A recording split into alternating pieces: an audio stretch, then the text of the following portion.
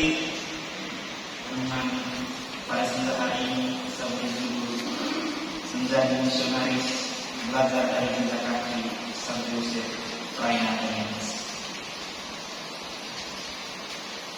Ada kata-kata Yesus yang tidak pernah bisa kita dengar dengan setengah hati. Kata-kata itu tidak mengajak kita untuk sekedar mengaguminya, melainkan mengucap seluruh fondasi hidup kita. Dalam Injil Lukas yang baru saja kita dengar, Yesus berkata dengan suara yang tidak memberi ruang untuk tawar-menawar, bahwa setiap orang yang mau mengikut aku, dia harus menyangkal dirinya, memikul salibnya setiap hari, dan mengikut aku. Kata-kata ini bukan retorika yang indah, melainkan panggilan yang mengandung resiko. Di dalamnya tersembunyi satu undangan yang keras, namun membebaskan. Undangan untuk mati agar sungguh-sungguh hidup. Seringkali kita ingin mengikut Yesus, tetapi tanpa kehilangan apapun, tidak mau kehilangan apapun. Kita ingin berjalan bersamanya, tetapi tetap memegang kendali atas hidup kita. Kita ingin menjadi murid, tetapi tidak ingin memikul salibnya hidup. Maka Injil ini menjadi cermin yang jujur, bahkan menyakitkan. Ia menanyakan kepada kita semua, apakah engkau mau mengikutiku jika jalan itu membawa pada penderitaan, penolakan, dan kesepian? Apakah engkau mau tetap berjalan ketika pujian berubah menjadi kesunyian dan keberhasilan berganti dengan kegagalan? Di hadapan pertanyaan-pertanyaan itulah kita mengingat seorang pria sederhana dari desa kecil di Tirol, Italia, yakni Santo Yosef Fraina Dominguez. Hidupnya adalah Injil yang diterjemahkan ke dalam langkah kaki, ke dalam keheningan, ke dalam pengorbanan yang tidak mencari sorotan. Ia tidak lahir sebagai pahlawan, tidak dibesarkan untuk menjadi seorang kudus atau seorang santo. Ia hanya seorang anak desa yang tumbuh dengan iman yang sederhana, dengan cinta yang jujur kepada Allah dan kepada sesama. Ia bisa jadi hidup tenang sebagai imam di paroki di tanah kelahirannya. Ia bisa menikmati keamanan, kehormatan, dan kedekatan dengan keluarganya. Namun di dalam hatinya ada kegelisahan yang tidak pernah padam. Dunia ini begitu luas dan begitu banyak orang belum mengenal kasih Kristus. Kegelisahan itu bukan berasal dari ambisinya, melainkan dari sabda yang terus mengetuk pintu hatinya. Suatu ketika ia membaca dalam surat kabar Yesus Vincent tentang Arnoldus Jansen dan rumah misi yang baru berdiri. Ia menyadari bahwa inilah jalan yang memanggilnya. Namun ia tidak serta-merta meninggalkan tempatnya. Dia tidak gegabah. Dia tahu aturan bahwa mesti ada persetujuan dengan uskup untuk keinginan yang luhur ini. Maka bersama dengan Bapak Arnoldus, Santo Yosef menghadap uskup Gasiat kala itu agar dibebas tugaskan sebagai imam diosesan, supaya keinginan menjadi misionaris dapat terwujud.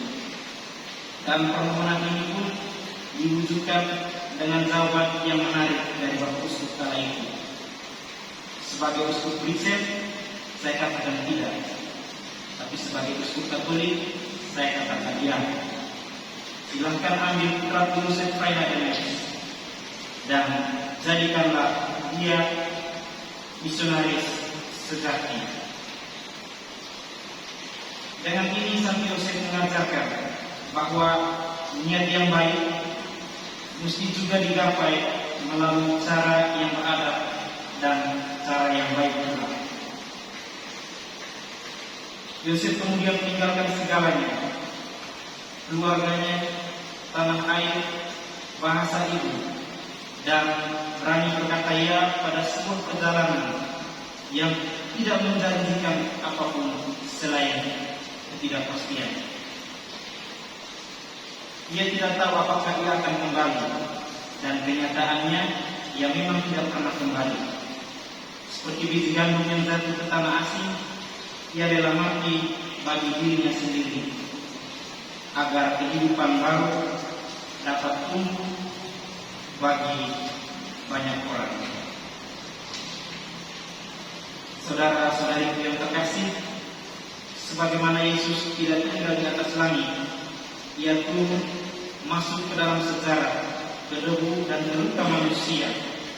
Demikian pula Santo Yosef Fraile Emeris. Dia tidak tinggal di zona nyamannya. Ia pergi ke Cina dan menjadi orang Cina.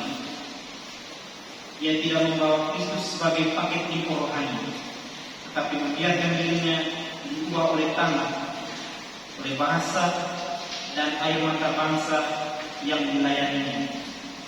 Ia menanggalkan identitas selama dan menjadi besar, dan ia tidak menjadi besar karena jabatan, tetapi karena kesetiaannya. Di Cina, Yosef tidak menemukan panggung kehormatan. Yang ia temukan adalah jalan-jalan berlumpur, desa-desa yang miskin, wajah-wajah yang lelah, dan hati yang curiga kepadanya. Ia berjuang mempelajari bahasa yang sulit, menyesuaikan diri dengan budaya yang sangat berbeda, dan menanggung kesepian yang tak terucapkan. Ia sadar dan belajar bahwa menjadi misionaris mungkin semua yang kita harapkan itu tidak sesuai dengan kenyataan yang terjadi. Karena itu dia pernah menulis begini: saya datang dari Eropa dengan semangat kerja yang berapi-api dan bermimpi membaptis banyak orang dengan lengan yang kaku. Setiap tahun melihat pagoda-pagoda itu berubah menjadi candi-candi gereja. Namun semua itu berbanding terbalik. Yang ada hanyalah orang-orang dewasa menertawakan kami di jalan-jalan dan tempat-tempat umum, serta anak-anak mengikuti kami dari belakang dan meneriaki kami dengan kata setan asing. Berhadapan dengan kenyataan pahit itu, ia tidak pernah memposisikan dirinya sebagai orang luar yang membawa kebenaran dari jauh. Ia justru membiarkan dirinya dibentuk oleh tanah yang ia pijak. Ia makan seperti mereka, berjalan seperti mereka, mencintai seperti mereka. Ia bahkan berkata bahwa ia ingin menjadi orang Cina, bahkan ketika di surga. Kalimat itu bukan puisi rohani, melainkan pernyataan inkarnasi yang sangat radikal. Ia tidak hanya membawa Injil ke Cina, tetapi membiarkan Injil menjadi Cina di dalam dirinya. Dalam hidupnya, Santo Yosef belajar bahwa misi bukanlah proyek, melainkan pengorbanan. Ia tidak mengukur keberhasilan dengan angka atau popularitas. Ia mengukur segalanya dengan kesetiaan. Setia untuk hadir, setia untuk mendengarkan, setia untuk mencintai, bahkan ketika tidak dicintai kembali. Ia berjalan dari desa ke desa, mengajar, membaptis, dan menghibur banyak orang. Ia menyentuh kehidupan orang-orang kecil dengan kelembutan seorang gembala yang mengenal domba-dombanya. Ia tidak pernah mencari dirinya sendiri, sebab ia telah kehilangan dirinya di dalam Kristus.